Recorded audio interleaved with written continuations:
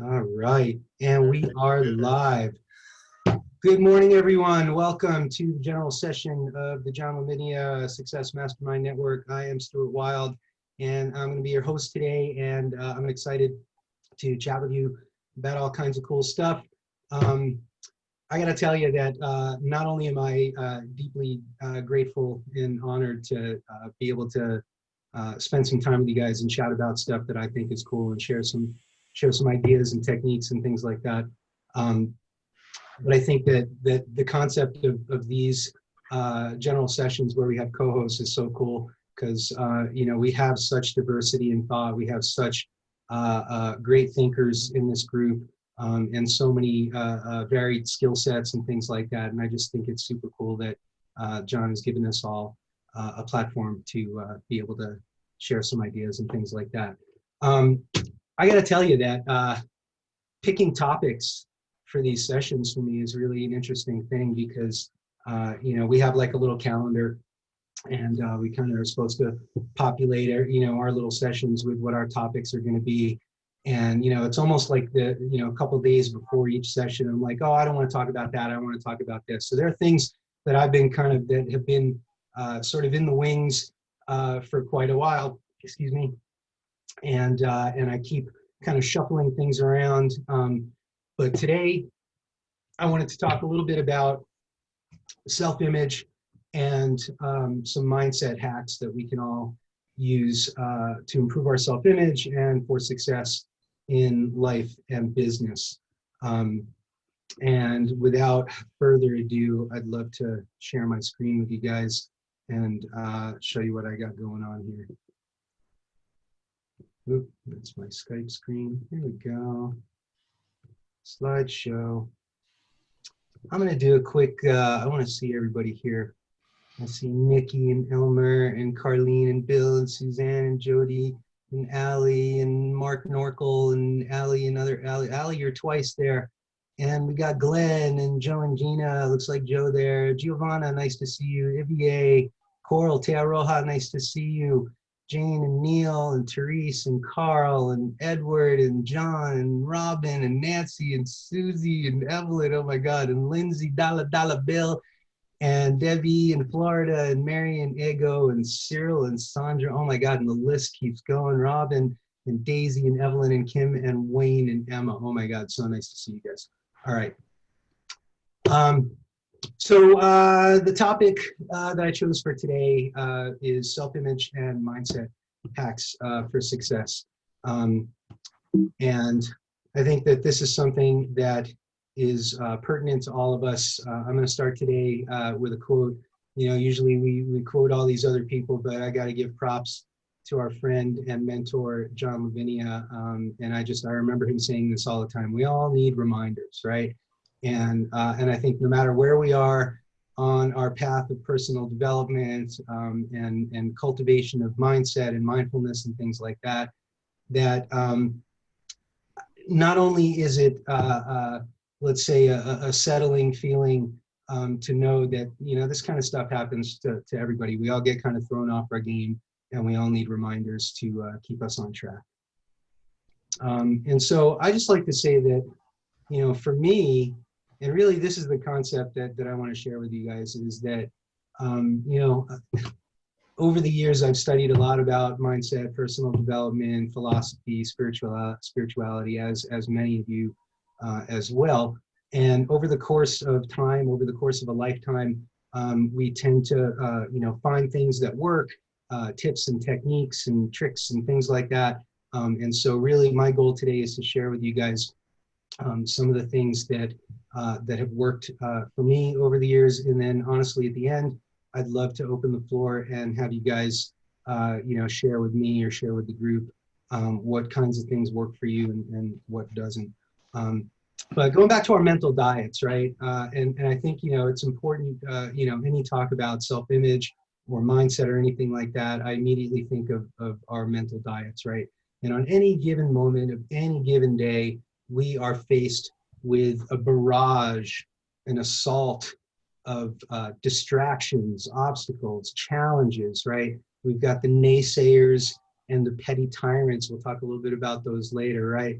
And I think a lot of people have expressed, just having a challenge with people that are in their lives that are close to them that either, don't believe in them, don't support them, or just people that kind of press your buttons, right?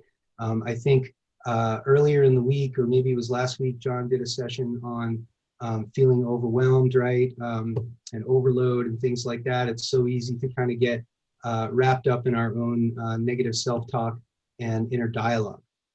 And so I just put here on the bottom, what thoughts are we choosing to entertain, indulge in, or consume, right? And these are specific verbiage from the 7-day mental diet from Emmett Fox that we talked about a couple months ago. And really, right, there's the big difference between the fleeting thought that doesn't stick around too long versus the one that we tend to let stick around and bounce around in our heads, and we entertain it, we indulge in it, and then we consume it as a part of our mental diet. And honestly, those are the things that we want to try and avoid, right? So we've all got, this constant barrage of all these challenges and distractions and obstacles and stresses and all kinds of stuff. And yet we all still have our jobs or work or business. We're involved in relationships. We've got families and kids and responsibilities and commitments, right? And so on the one hand, right, we're going through all this stuff. And I got to say that just on a personal level, it's all day, right? I mean, it's really a constant vigilance of keeping tabs on the thoughts that we choose to entertain and consume, right? And so we still have to function in the world, right? You got to go to work. You got your job, whatever. You got to be nice to your spouse or your partner or your kids or whatever. You still got bills and responsibilities and all that stuff. And yet we endeavor to do more than just get through the day, right? We're here because we want more, right? We want to be, do, and have. We want to live extraordinary lives. We want to be extraordinary people. We want to be wildly successful, as John always says, right? We want to have loving and passionate and compassionate relationships. We want health and wealth and abundance, and we want to be able to create the lives that we want to live, right? And so here's the challenge for all of us, right? So this is where I think self-image really comes into play, right? Self-image builds our self-confidence. It helps us to find and claim our purpose. It improves all of our relationships, whether we're talking about with our coworkers, with our spouses, with our children, with our family, with strangers, whatever it is. When we have a good positive self-image, right, that's where we can really start working with things like the impression of increase and making all of our relations and all of our encounters mutually beneficial and for the good of all, right? And so when we have a healthy, strong, positive self-image, it can open doors for us and create opportunities, right? As we've seen many people on these calls over the months, get jobs and interviews and raises and finding 50,000 quid or whatever it is, right? Having a strong self-image motivates us and it drives us to achieve our goals and realize our dreams. And it helps us to become an unstoppable force of nature. That's one of my favorite terms, an unstoppable force of nature. It implies that just you're like a hurricane, right? There's just nothing in your way. Nice quote from the Buddha, love yourself, right? You yourself, as much as anybody in the entire universe, deserves your love and affection. So cheers to Gautama Siddhartha Buddha, right? So here's just some simple 101 self-image hacks. We all know these things, but I think it's always just a good reminder. Guess what? Smiling is like a huge thing, believe it or not, right? Smiling does all kinds of stuff with your facial muscles, right? Everybody smile, give me a smile, yeah, right? And the cool thing, and a real smile, right? But the cool thing about smiling is that it also releases endorphins, right? And it makes us feel better almost immediately, within seconds of smiling.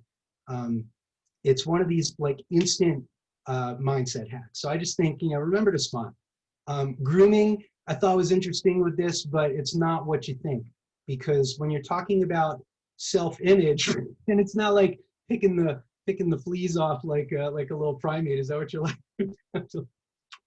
Right? Like,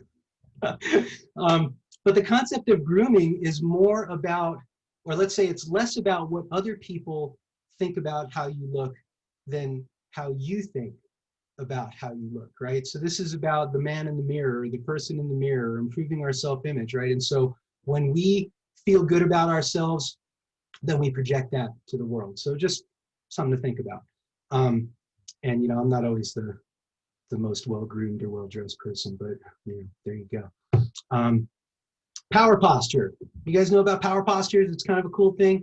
A couple, I don't know, I want to say like maybe a month ago or so on one of Wayne's calls, he was talking about the concept of chin up, and that there's actually a real deal thing that by body language and using power postures, that you immediately increase your self-image.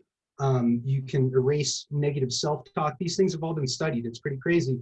But power postures are things like, you know, looking up, you know, arms on your shoulders kind of thing, like Superman pose or whatever it is. And these are things you can do, you know, before a meeting or, you know, before some sort of an experience or an event where you might be nervous about.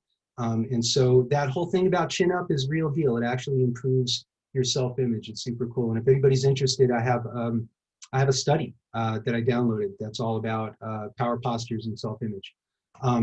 Doing something we're good at, you know, it could be a simple little task, but you guys know what I'm talking about, right? Sometimes you feel like you're flailing and maybe you feel like you're overwhelmed or whatever. And you just pick one thing that you're good at, that you know you can do, that you can execute, you know, a task, whatever it is, and it makes us feel better about ourselves. It makes us feel accomplished.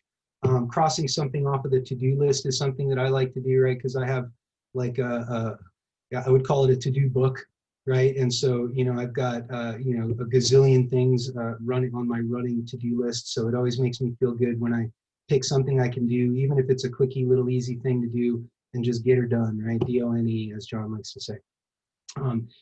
Changing our perception of failure, I think, is an interesting one. And I think, you know, if you remember in Think and Grow Rich, was it Think and Grow Rich? Who's the person that clipped out the word failure out of the dictionary, right? I mean, I don't even like to use the word failure, honestly. Like it pains me. I don't think I could even utter the words I failed at this, and I don't even like the term. You know, I'll substitute that word for anything else, but I don't even like considering myself a failure. So if we change our perception of failure, if we think about things that you might consider as a failure as actually stepping stones on your route to success, or opportunities where you can learn and grow, and then you know, help you on your way to achieving your goals, then that I think is a good thing. And then I don't know if John's here, but I wanted to put this here too. So I don't know if you know this, but if you listen to music with a heavy bass, it actually improves your self-image. And so whether it's, you know, just some serious, you know, that bass kind of thing, or you know, rap music or the heavy metal or whatever it is, but anything with a heavy bass, believe it or not, improves your self-image. I read something about that, so I thought that was cool. Let's talk about negative self-talk and inner dialogue for a moment. So we've talked about this a bunch, how the Stoics and others talk about how we should be the guardians at the gates of our mind, that we have a responsibility, right, in terms of what we let in and what we let out. And in this case, I think we're talking about what we let in, right? Crazy fact, we say 300 to 1,000 words to ourselves every minute. Think about that for a second, right? So really what that means is you're doing it anyway, right? It's just our inner dialogue, right? You know, erasing that or eliminating our inner dialogue is a whole other level up, right? But in terms of just understanding the fact that we talk to ourselves every minute of every day, right? So we have a choice. We can choose what we say to ourselves, right? And instead of having that negative self-talk and inner dialogue, why not choose some positive self-talk, right? So the concept of I can do this, or I got this, or I see this obstacle as a challenge, or I enjoy solving problems, or I love doing product research on helium-10, right? Let's see. Dispelling negative self-talk, right? You guys understand the concept of replacing a negative thought with 2 positive thoughts, right? So think 2 positive things for every negative thought. I like the concept of challenging your inner critic. I think it was yesterday where Glenn said the STFU kind of thing. So I just feel like when we have that negative dialogue, when we have that negative self-talk, I tend to kind of say things like that to myself, like, shut up, or that's not true, or, you know, that's stupid, or that's silly, or something like that. And you notice I did a physical gesture, right? I almost always kind of do like the ping pong kind of thing to, like, you know, swat the gnat of negative self-talk out of my sphere. I also do, I'll shake my head a lot. Like if I'm thinking something that is not a healthy, positive thought, Leah will say to me all the time, like, why are you shaking your head? I'm like, because I'm rebuking something, I'm refuting something, I'm not allowing something into my headspace, right? Some people like to say things like clear cancel, Leah says. Has anybody heard that? Like you think something or you say something and you kind of want to like strike that from the record, right? And so some people will say things like clear cancel. I tend to be a little more nerdy, and I will, or maybe a little more esoteric, and I will say things like, I take that from the law, or I remove that from the law, meaning the law of cause and effect, right? The law of attraction. So I will pull it right out of manifestation, if you would. All right, here's a cool quote. When you close the mind to negative thoughts, the door of opportunity opens to you, from our friend Napoleon Hill, Think and Grow Rich. Let's talk about overcoming self-doubt and fear. Okay, and I think it's important to remember that competent people, or let's say seemingly competent people, or people that you might perceive as competent people, actually have the same fears as you. They just act in spite of those fears, right? And that's the definition of courage, is the ability to do something that frightens you or scares you, even if it does, right? Or in spite of the fact that you're afraid of something, you're going to do it anyway. And I think the more we do these things that we're scared of, like you know, presenting on Zoom to 50 people or whatever it is, right? The more we do these things that bring us anxiety or you know, make us nervous, I think the easier those things get.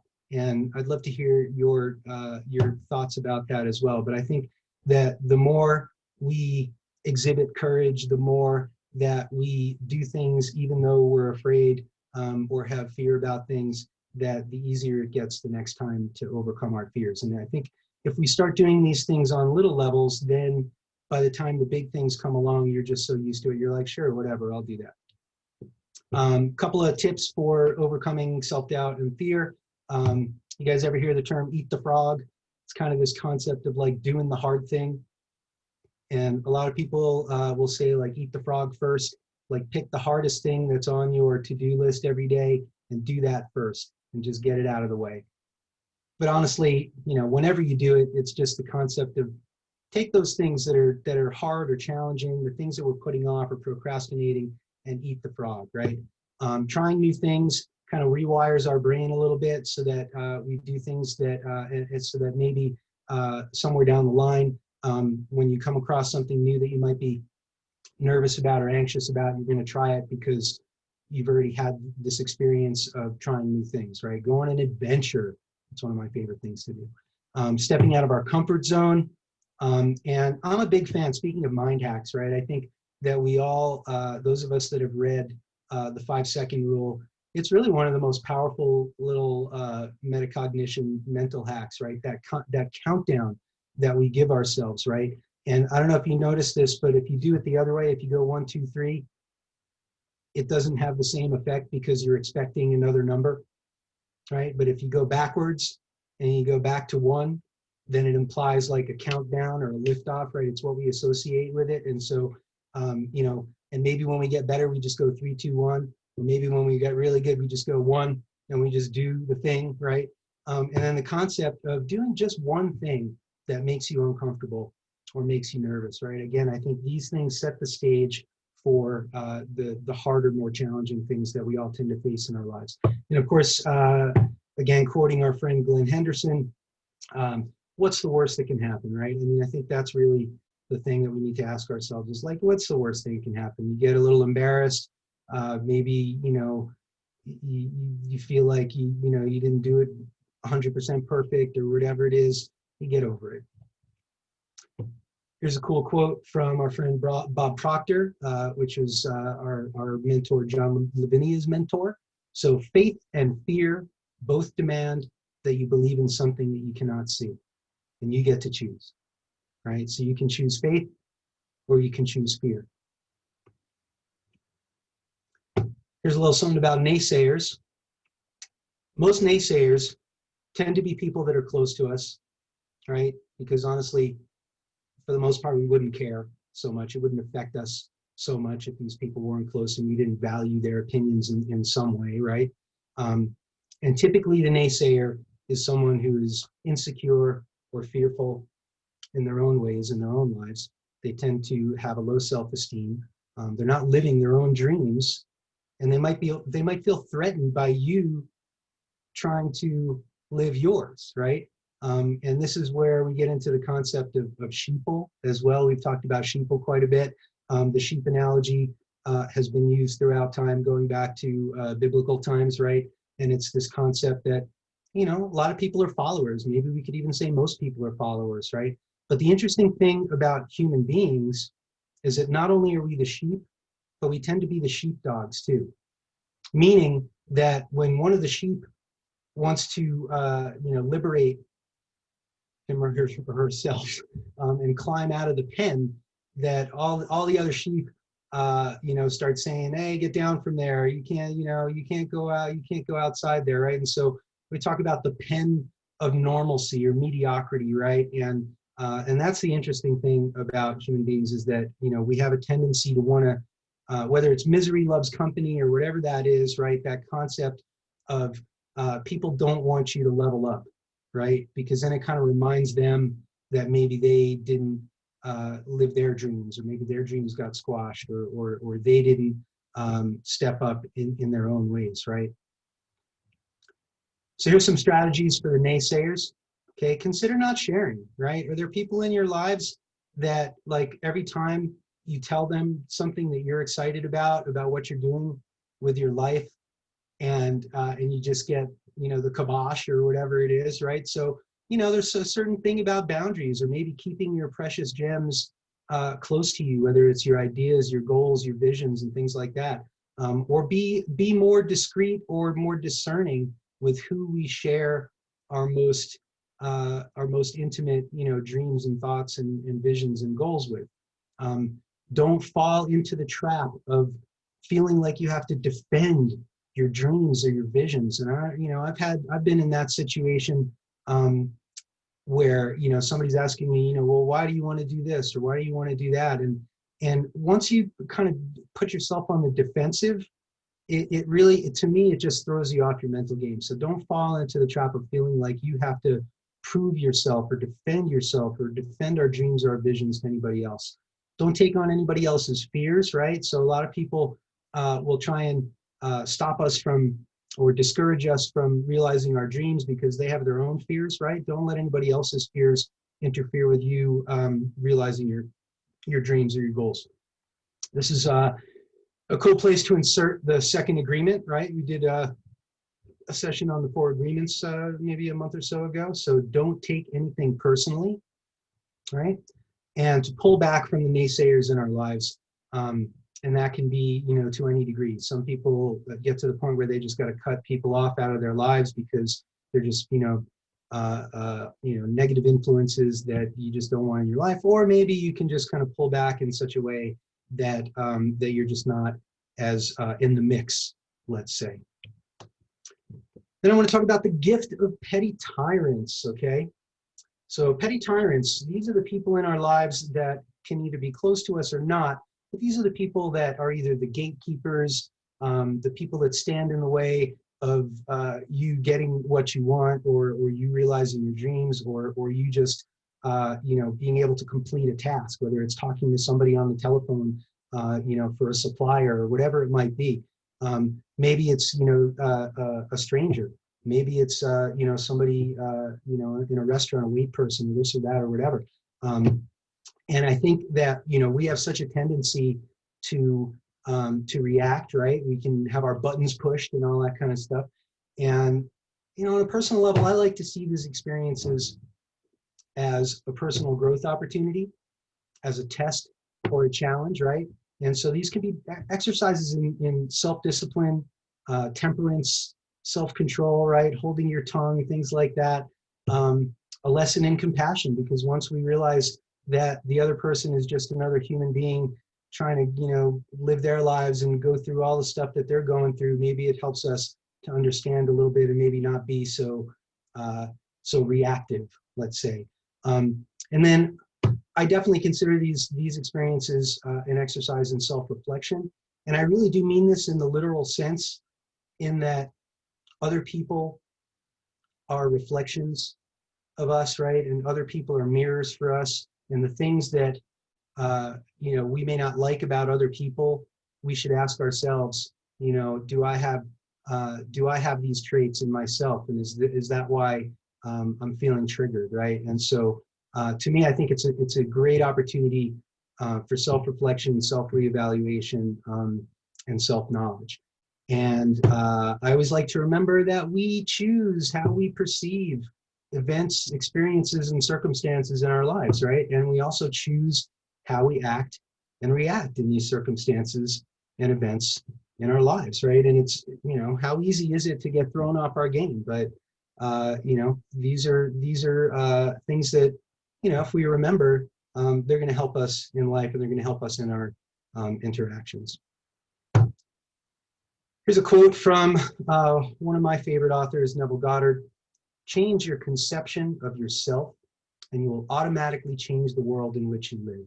Do not try to change people. They are only messengers telling you who you are. Revalue yourself, and they will confirm the change. I'm going to let that digest for a minute, okay? So once we change our beliefs, once we change our perception and our conception of ourselves, then we actually change, right? And people see that. And so maybe people that were petty tyrants or challenges for you to deal with in your life, once you kind of level up, all of a sudden people start treating you differently, right? And that confirms the change. So I'd love to hear your thoughts on that quote, because I think that's super cool. All right, and then, so the first part that we were doing there was just some, simple self-image hacks, right? But I want to talk a little bit about some mindset hacks in terms of law of attraction. That's LOA. That's in manifesting lingo, LOA. So many of the great thinkers and great authors, especially in the personal development realm, believe that the subconscious mind is the creator, that the subconscious mind is actually what transmutes our burning desires into their physical equivalents in our lives. So the concept with some of these exercises is to use our conscious mind to impress upon, or you could say convince, right, our subconscious mind. Because our thoughts create our belief systems, right? And if we really want to change our beliefs, and if we really want to manifest our desires and our goals and our dreams, we have to be 100% committed to that reality or outcome, no doubt, without a shadow of a doubt, right? And this is the trick, is to be able to impress upon our subconscious mind the things that we want from our conscious mind, right? So if we can change how we think, then we can change our lives. Okay, and I always like to start with gratitude, right? I think whether you're talking about prayer, affirmations, any of that kind of stuff, before you start asking for things, right, or before we start, going any further, to me, gratitude is the foundation on which that we build our temple of perfected self, or personal development, let's say. So, we talk about affirmations, but I think it's a good idea to write a gratitude list, right? And some of you guys may have done this, and if you haven't, maybe, write a few things that you're grateful for, right? Read these. So notice I put write in all caps and read aloud in all caps, right? Because, we're learning in Think and Grow Rich, and I think many of us understand that when we write something down, that is a powerful way to affirm and to, let's say, bring something out of the ethers. We like to say out of the ethers here. That's an alchemical reference that talks about the fifth element in alchemy, which is the ether, right? So you have earth, air, fire, water, and ether.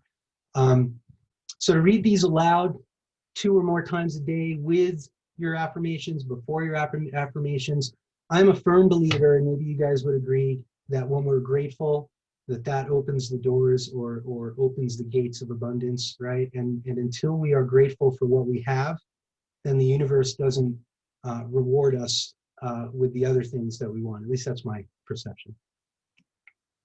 Let's talk about affirmations for a second. So again, write down your list of affirmations, read them aloud.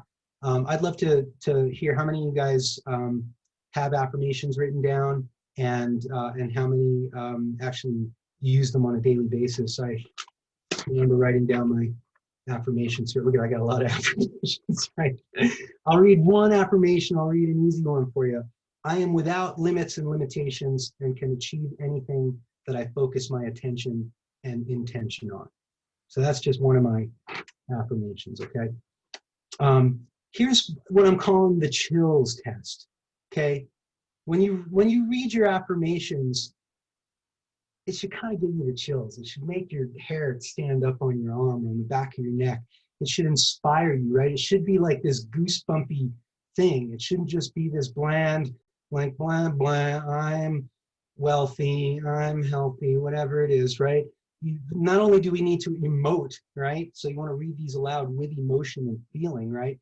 But if you're doing it right, in my opinion, right, it should inspire you. You should feel goosebumpy, like, ooh, that's like amazing, right? To edify and uplift and to motivate ourselves. And I believe that the more senses we utilize in our affirmations, the more we incorporate these affirmations into our lives, right? And the word incorporate means in the body, incorporus, right? So to bring inside the body, to change our belief systems, and to impress upon our subconscious mind. Here's something called the self-tape. This is kind of like taking your affirmations and recording it. So check this out. Anybody, I want to hear if anybody's ever done anything like this. So we spend so much time, think about this. How much time do we spend with our headphones on, listening to other people to affirm who we are, right? How much time over the course of a day do we sit there watching a video or with headphones, hoping that somebody else is going to convince us that we are strong, that we are powerful, that we are capable, that we are extraordinary people, right? Well, check it out. You're more likely to believe your own voice. Think about that, right? Your subconscious knows your voice, right? So if anybody's interested in trying this, I haven't done this yet, but I'm definitely looking forward to doing this, right? So it's so simple, right? Everybody's got a phone. On everybody's phone, you should have some sort of an app, like a voice recording app, right? You can take 2 minutes, record your affirmations, record your gratitude list, right? And the concept with a lot of these things, the powerful time is that bedtime, drowsy time, or when you first wake up in the morning, right? Because that's where the veil between the conscious mind and the subconscious mind is the thinnest, right? And this is where we can really make use of our conscious mind speaking to our subconscious mind. Scripting. Some of you guys know what scripting is. Some of you guys that part of the Blue Sky and did the jet stream, right? I think one of the last jet streams, or maybe one of the first ones, John asked us to write and describe in great detail what our ideal life was, what's a day in your ideal life.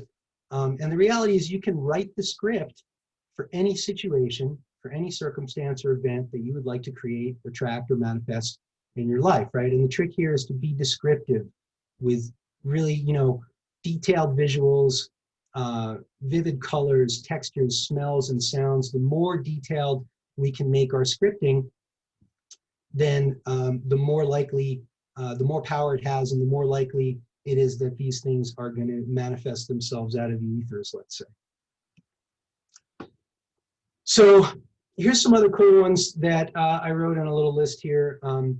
Some of you guys, if you're familiar with Neville Goddard, these are a lot of his manifestation techniques. And since last night, we did chapter 6 in Think and Grow Rich in book study, which is the chapter on imagination.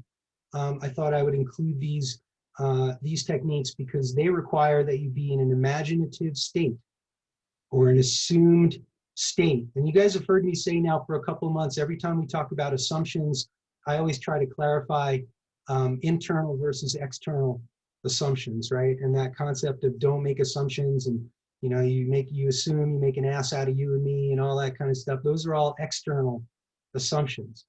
With this, we're talking about internal assumptions. This is about acting as if, right? So this is about really impressing on our subconscious mind the things that we want to manifest in our lives, okay?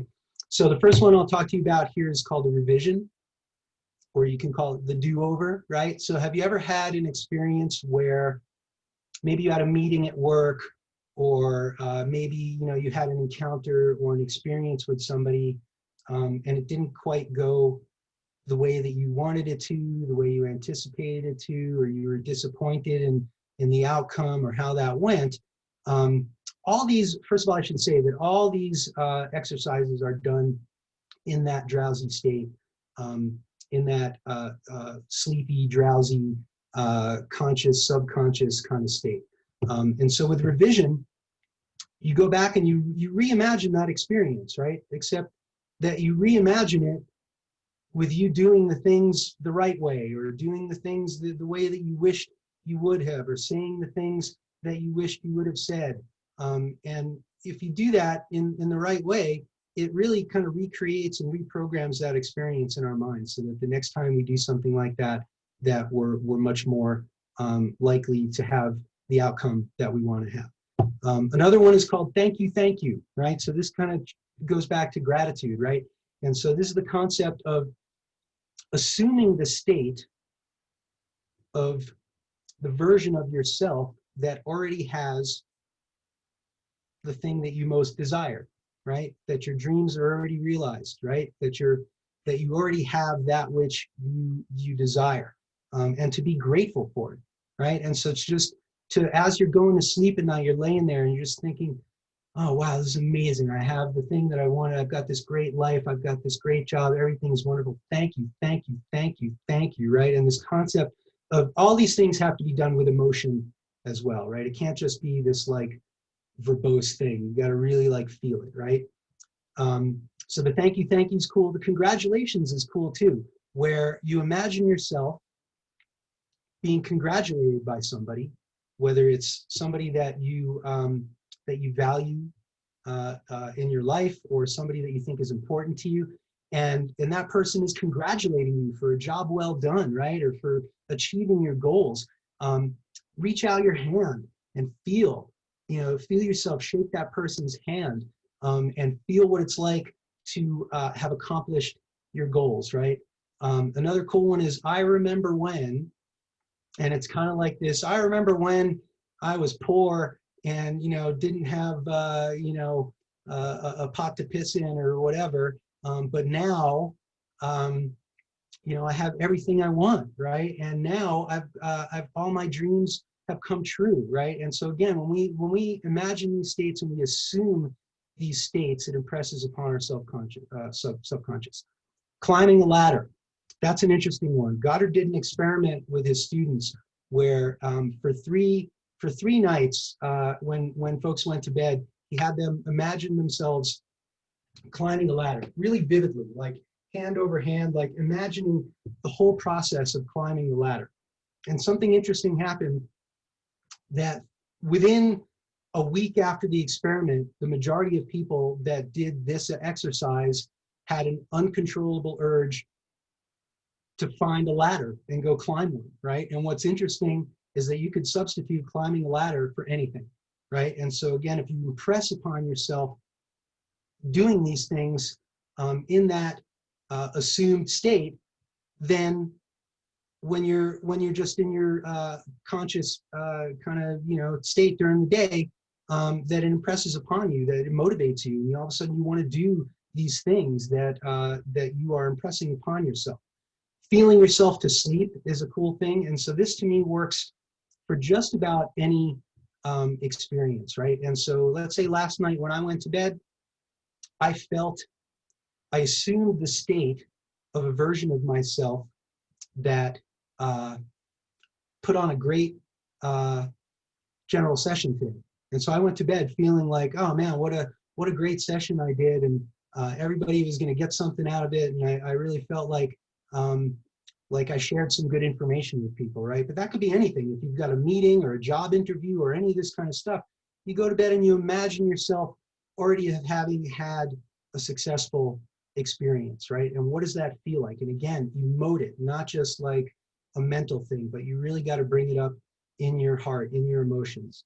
And then the other one, which I think is probably the most powerful, is this concept of thinking from the end, or thinking with your wish fulfilled, right? This is also kind of like acting as if, right? And a little bit like thank you, thank you. So this concept of assuming the state of someone where your wish has already been fulfilled, you already have the thing that which you desire. And I found that that's really powerful and helpful to me. And I hope that all you guys are interested in trying out some of these techniques, because I'd love to hear what you think about it. All right, I think I got one more slide here. So of course, while we're talking about creating alignment or congruence between our conscious and our subconscious mind, because that's really the trick, is to get the conscious and the subconscious mind to be on the same page, right? That we must still remember to take bold and decisive action towards the achievement of our goals and the realization of our dreams, right? Because you can think about stuff all day, but you really got to do stuff. And that's what it's about. And a cool quote from Emerson: the only person you are destined to be is the person that you decide to be. All right, you guys. I'm going to stop the clock here. What? Did I go for 40 minutes? Unbelievable. Kim, what's going on? Raise some hands. Let me hear what you got to say about this stuff. Wow. Stuart, I just, there's so much that was so rich. I mean, I could, yeah, wow. I think that was just amazing. It was amazing. All of it was amazing. I guess, but what's coming up for me is, and I'm going to try and tie it all together, but self-image, the self-image and fear. Those are really what stood out to me, because for me personally, I have always had a negative self-image, and I love what you said about revalue yourself, and talking about telling yourself you're strong and reinforcing those things. For years, people have said, oh, you're a strong person, you're a strong woman. And I've never seen myself that way. I've seen myself as just, incompetent, a failure. But since joining this Success Mastermind group, I have literally heard myself say to my husband, I am a strong woman, aren't I? And so I love the reinforcement that we get here. I love aligning what you said about aligning your conscious with the subconscious, and it's just trying to push past all the negative thoughts that are there. And so for me, again, like I said, my self-image has always been, I can't do it. I don't know how to do it. I can't press past things. I'm afraid of this. I'm afraid of that. And, fear, that's what's really speaking to me. And it's interesting that you're talking about that, because just this morning I'm doing a Bible study, and one of the chapters was fear. One was addiction and one was fear. And I just sat down this morning and I was going through that and really pressed into all the fears that I've had in my life, fear of failure, fear of financial failure, fear of, success. And just, when we, I know I'm not making any sense and I'm sorry, but when we, I guess what I'm trying to say is when we are able to acknowledge those things in our life, and we're able to confess those things and say, you know what, this is what I'm feeling. This is what I've been dealing with. And we're able to say, you know what, I don't want to be that person anymore. I want to push past that. that's when change can occur. When we're willing to acknowledge those things and say, you know, I've struggled with fear, or I've struggled with finances, or I've struggled with anger, or I've struggled with unforgiveness, or whatever it is, you know, when we're able to say, okay, I really need to deal with that. That's when we can open the door to healing, and we walk through that door for healing. And so I guess, you know, I just love that. Revalue yourself. I'm learning how to revalue myself. And I want to give props to Therese, because in a Zoom call we had, I remember talking about naysayers. My mom is a tremendous naysayer in my life. And so I've not shared the whole Amazon journey with her. I shared a little bit. And what she said to me was, well, I asked her if she'd help me with photography. And she said, well, I don't know where you're getting your products from. And she said, are you getting them from China? And I said, I might. And she says, no, if you're going to order from China, I'm not going to help you. You know, and that was like, bam, you know, and I was like, you know, but in that conversation with Therese, she said, you know what? She said, who cares what your mom thinks? You know, you're a grown woman. You're an adult woman. You're not that little girl anymore. And she challenged me to get a picture of myself. I'm not going to cry. Picture of myself when I was a little girl and put it in front of me. And so I have two pictures, one when I was about 5 and one when I was about 8. And I have them right in front of me. I look at them every day, you know, and I put 2 little signs next to it. I believe in you and I love you. And so, I don't know, I guess just that you're speaking to self-image and fear just really hits me, because one of my affirmations is in front of me, I will stop letting fear of man and fear of failure control me. And I was beginning to think, oh my God, this is in front of me every single day. And like really, I still am fearful. I'm afraid about this. I'm afraid about that. I'm afraid if my shipment doesn't come. I'm afraid to pay the supplier. I'm afraid if it gets to Amazon, what do I do? And you know what?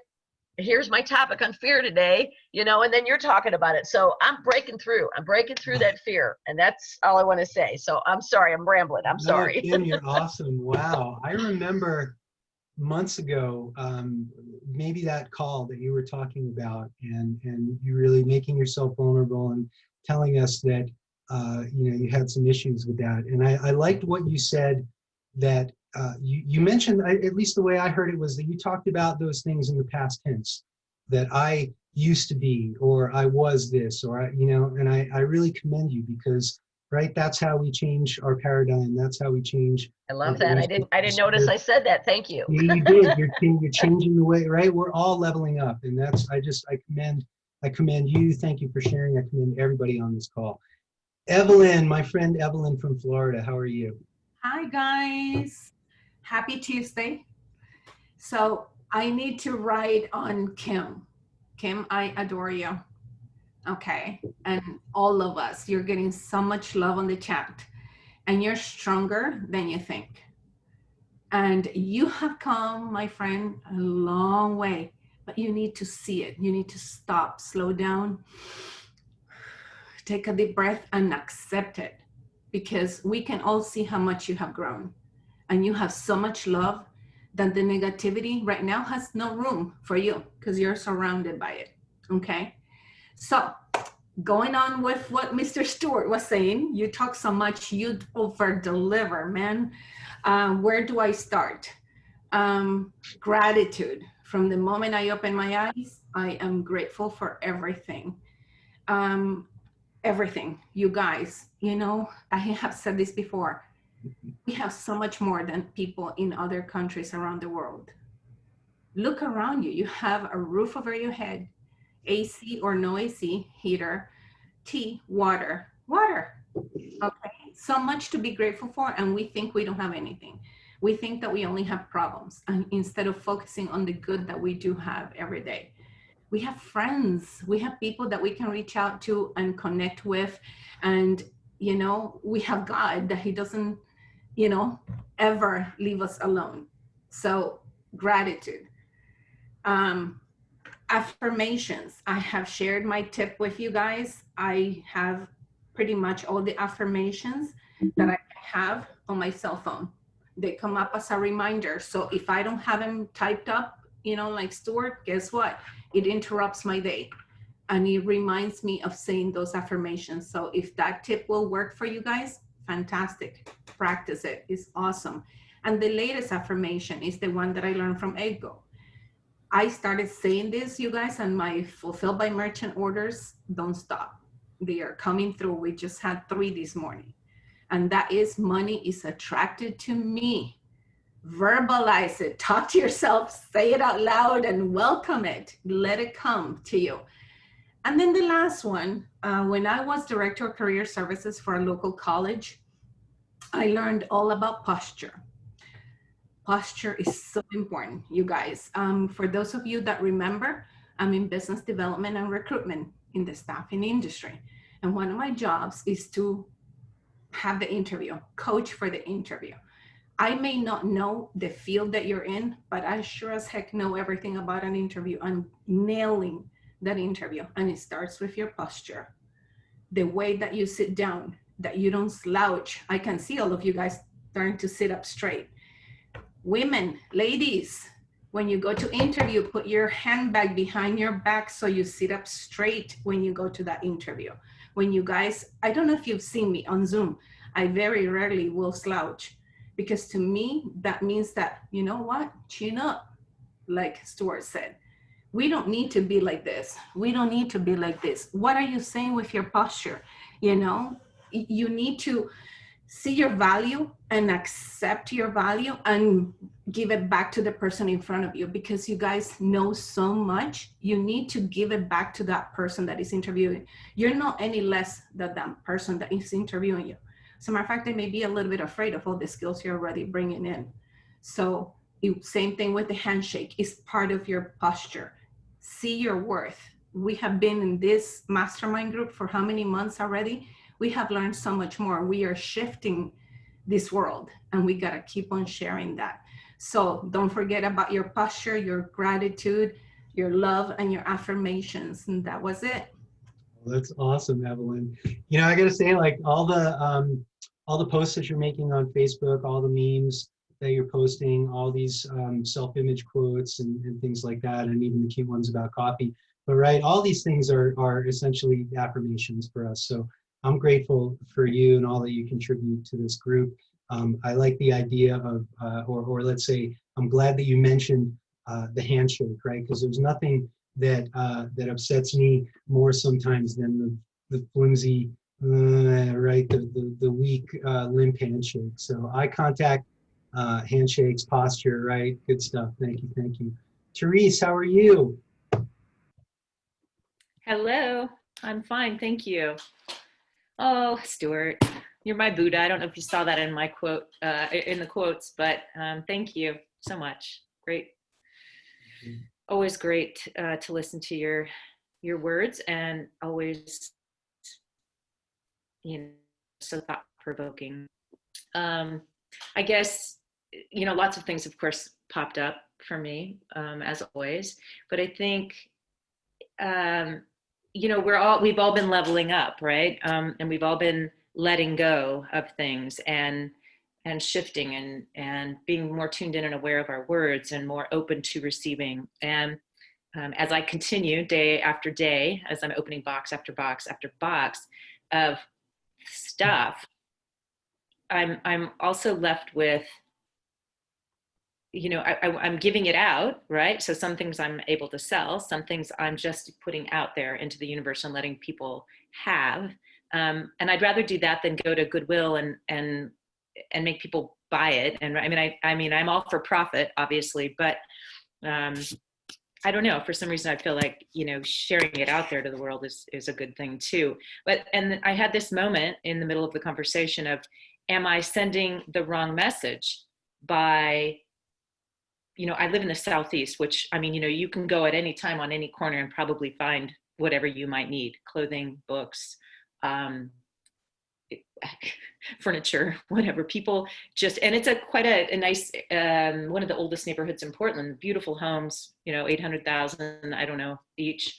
And so, but there's this, it kind of evolved this sort of a hippie vibe here. And so that's a really customary thing, right? So, but I had that moment of like, am I sharing the wrong message to the universe? So I don't know, one thought, anybody can lean in on that.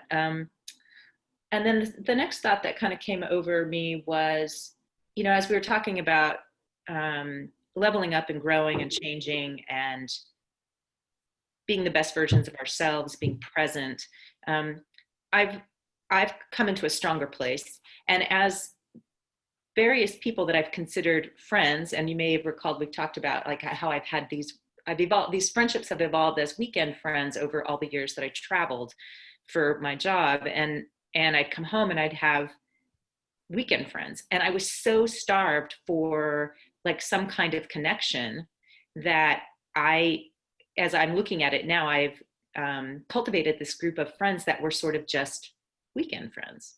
So in the last 2 months, perhaps, I've had conversations with some of these people, and there's some people that live here, but a couple of friends that live in other states or farther away.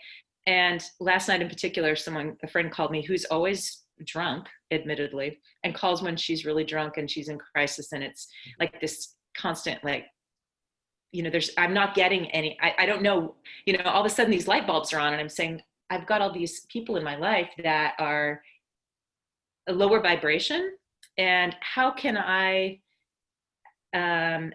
present for them? Like, now that I see this very clearly, and now that I am much stronger at boundaries, how do I step back slowly, or do I lean in and present in a way that helps them level up? I mean, so I'm opening that up. I'd love to hear people's comments. Thank you. Nice. Thank you for sharing, Therese. Yeah, or not. Just take this time to do that. You can message me or whatever. I think that's a great concept, because we've talked about that a lot, about how when we level up, when we raise our vibrations, right, that we start attracting people in our lives that are better for us, or positive, or on the same or similar path as we are, and then the people that don't resonate or don't vibrate at that same level tend to fall away, right? And there might be a mourning period, or a period where we kind of feel bad about that, but it really is just the way things are, right? And so I appreciate you acknowledging that and sort of seeing how that works in your life. And I think that what you're talking about is, if you can come from a place of a strong self-image where you're not so negatively affected by other people, then it kind of opens the door to be able to be more compassionate to those people, and to be able to include them in our lives in a way, because it doesn't necessarily throw us off our game anymore. So once we get to a certain point, then I think we're able to do that. Thanks so much, Therese. Yeah, thank you. I think I've just been trying to listen. That's my goal. Love it. Love it. Yeah, thank you. Coral Te Aroha, how are you today? My Maori friend. I'm new. I love the way you say that, Stuart. Thank you. Thank you. Te Aroha. Do you know what it means? It means like the mountain of love, or something like that, or. Absolutely. See, I totally looked that up. I looked up the legend. What's the Maori warrior who climbed the mountain and looked down upon his people? What's the story of that guy? There are so many legends, Stuart. You probably know them better than I do. But Stuart, honestly, today's topic was fantastic, and where to start? There are just so many good points. You get overwhelmed with all these wonderful points. But I remember teaching. We taught English. We have a number of schools in Eastern Europe, and one of the things we taught was fixed mindset versus growth mindset. And I think it may be a culture thing, but those that came out of the communist era have a very, very low self-esteem. And so we found that the children were saying the word can't a lot. So we made that a 4-letter word that was not allowed to be said in class. And that made a huge difference immediately. So, the growth mindset is something that we've been getting our dose of here on our daily chats, and you can see how all of us are upping our ante. Our levels are much higher. I am thrilled with the fact that, I used to put my hand up, then take it down, then put it up, then take it down, then put it up. And the last couple of times I've put it up and left it up. And for me, that is a huge huge breakthrough. Talking about posture, well, you know, my aunts were from the Victorian era where, you know, you stood up straight, and we were always told, stand up straight, stomach in, shoulders back. And I think this was more so that, you know, young ladies do not slouch. They stand up straight.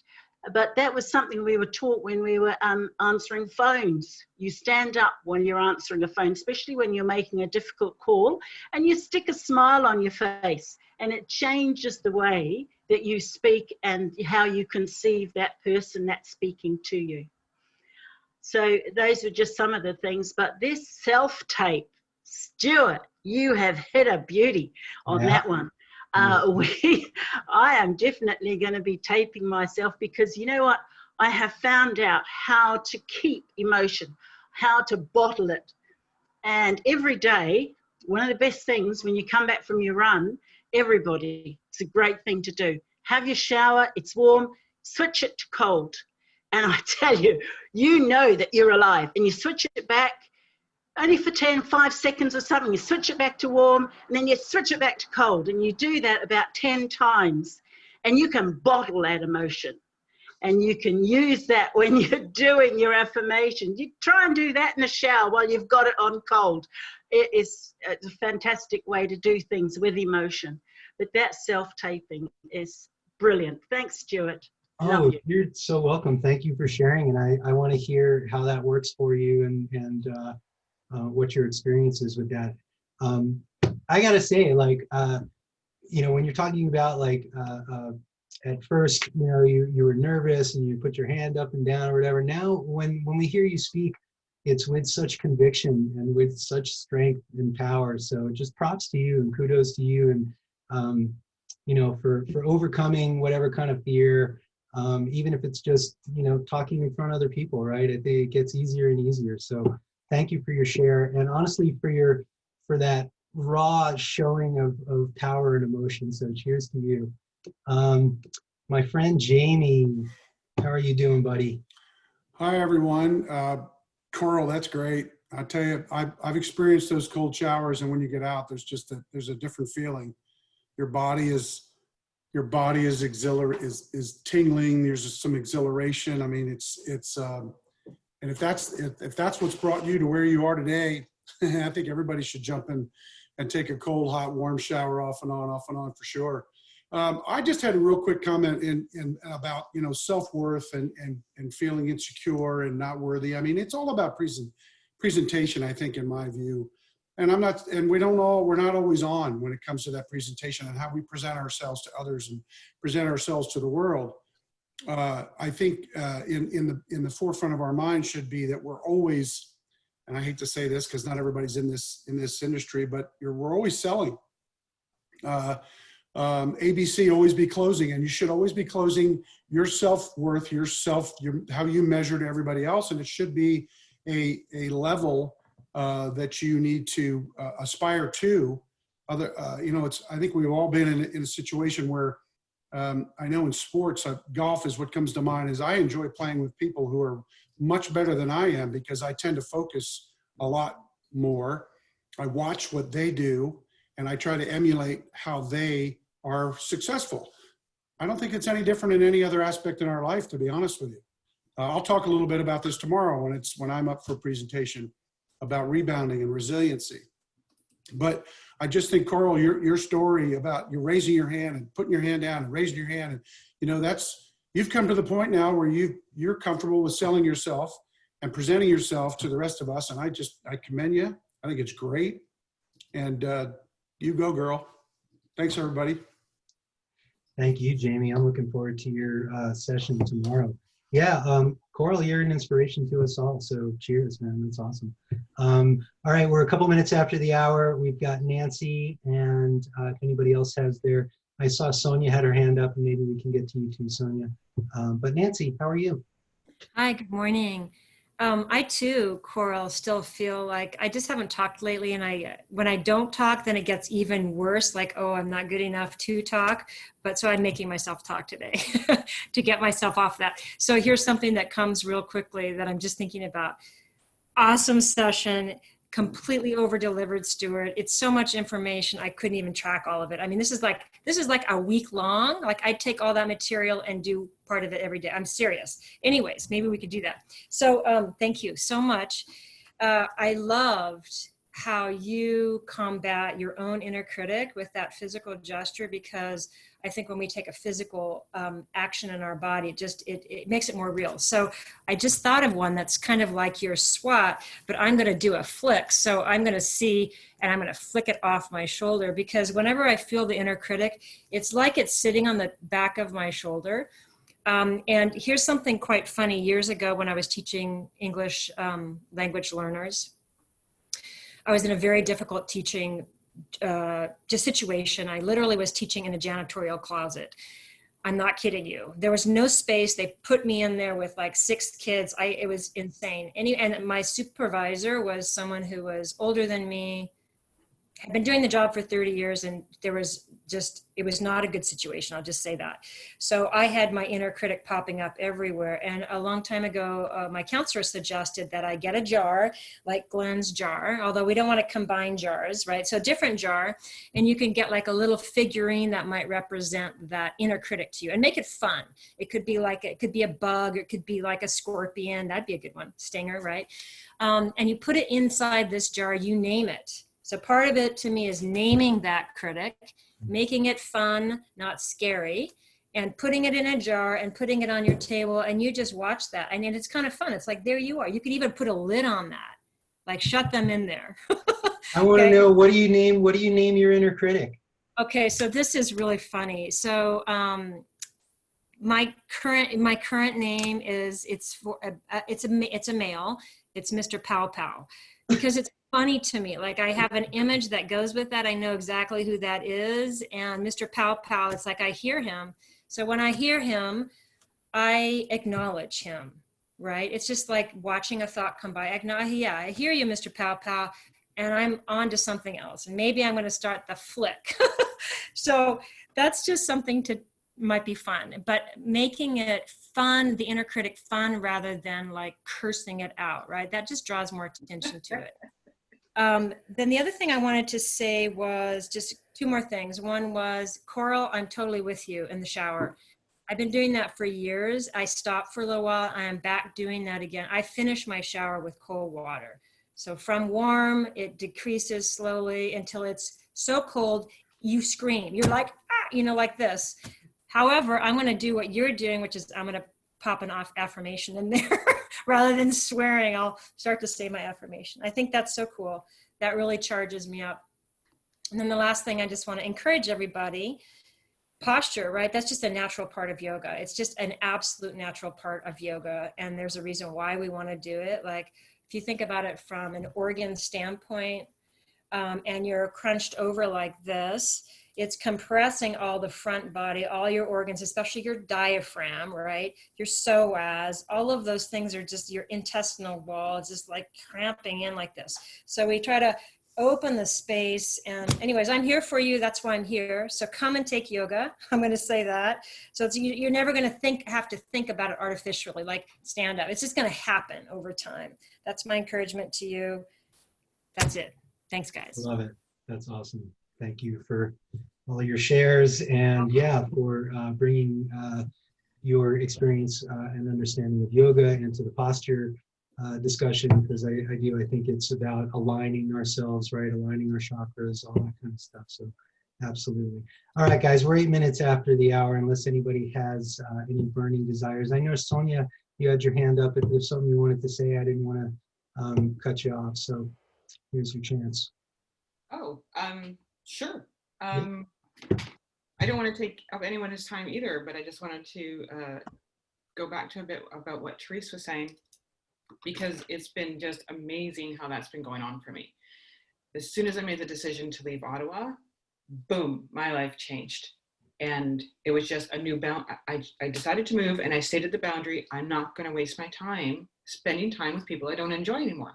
And it was like a floodgate. All of a sudden, all these people came into my life that I actually really enjoyed. And then I was committed to moving, but I didn't want to move because I was actually enjoying the people that I was meeting.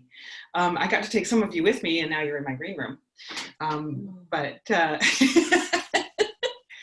I've moved to this green room, and it's been difficult because my boundaries have changed. And the people that I moved in with, that we were always really good friends, I'm now seeing it's not as easy to connect with anymore. So I really loved hearing that about Teresa, because yes, they are lower vibration and different focus now. And it's really cool just seeing how that has changed. And like just leveling up, like all those, every decision I make, I now see, boom, there's a difference in my life because of it. Like immediately, it's weird. I decided I'm not going to stay in this job anymore. Boom, got another job. What the hell? Where'd that come from? And that's awesome, right? And now I'm in the green room. Green room doesn't thrive. It's okay. It's not painful, but good is the enemy of great, right? So I decided I'm going to leave the green room. Boom, I've got places to go tomorrow. I've got people that want me to go rent their places tomorrow. So that's just awesome. Oh my goodness. But it's been mind-blowing just how fast things have been going and how differently people are receiving my energy, because my energy has changed. So that's all. I was just playing off of Teresa, because I get that. I'm really big in just seeing that the people receiving my new energies aren't enjoying me as much as anymore, and I'm not enjoying them as much anymore. And Cora with the cold showers, awesome. And Nancy was standing up straight. Yeah, that's huge. Like, I'm tall for a girl. I'm 5'7.5", so, and I'm the shortest one in my family. So I was always told to stand up straight, but I'm taller than everybody else. So that makes me want to slouch down so that I'm of their height. So yeah, that's all. Right. I know everyone needs to go, and I'm sorry, I'll stop talking. No, that was great. Thank you for sharing. Maybe that's where we get the phrase stooping to somebody else's level. Oh, nice one. Interesting. Anyway, guys, thanks so much for joining us today. I'm going to sign off here. This evening at, what time is it? 6 p.m. We have Adventures in Mindset, and we're going to have a cool story about some wilderness adventures and some llamas and mindset and things like that. So thanks for joining us. I had a great time with you guys today, and I hope that you guys got something out of our session today, and that you're going to try and experiment with some of these techniques, tools, and tips for hacking our mindset. Cheers, everybody. Have a great one. Hi, everyone. Thank you.